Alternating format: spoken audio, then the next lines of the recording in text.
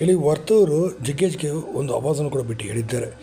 ನಿಮ್ಮಷ್ಟು ದೊಡ್ಡ ವ್ಯಕ್ತಿ ನಾನಲ್ಲ, ಆದರೆ ನಿಮ್ಮ ದೊಡ್ಡತನಕ್ಕೆ ನೀವು ತೂಕವಾಗಿ ಮಾತಾಡಬೇಕಾಗಿತ್ತು, ನೀವು ಮಾತಾಡಿಲ್ಲ, ಅದನ್ನು ಉಳಿಸ್ಕೊಂಡು ಕೂಡ ಯೋಗ್ಯತೆ ನಿಮಗಿಲ್ಲ ಅಂತಲೂ ಕೂಡ ವರ್ತೂರು ಸರಿಯಾಗಿ ಟಾಂಗನ್ನು ಕೊಟ್ಟಿದ್ದಾರೆ.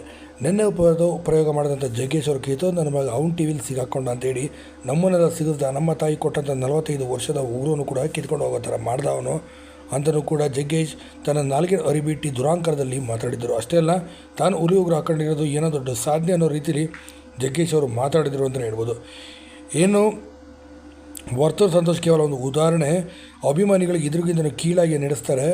ನಾನು ಅಭಿಮಾನಿಗಳಿಂದಲೇ ಮುಂದೆ ಬಂದಿರೋದು ಎಂಬುದನ್ನು ಜಗ್ಗೇಶ್ ಮರೆತು ಈ ರೀತಿ ಮಾತಾಡ್ತಾರೆ, ಹಾಗೆ ನಡ್ಕೊಳ್ತಾರೆ. ಜಗ್ಗೇಶ್ ದುರಾಂಕಾರದ ವರ್ತನೆ ಇವತ್ತು ಬಯಲಾಗಿದೆ ಅಷ್ಟೇ ಅಂತ ಹೇಳಿ, ಇನ್ನು ಅವ್ರ ಆಪ್ತ ಬಳಗ ಮತ್ತು ಅಷ್ಟೇ ಅಲ್ಲ ವರ್ತೂರು ಅಭಿಮಾನಿಗಳೆಲ್ಲರೂ ಕೂಡ ಈ ವಿಷಯಗಳನ್ನು ಈಗ ಆರೋಪವನ್ನು ಕೂಡ ಮಾಡ್ತಿದ್ದಾರೆ.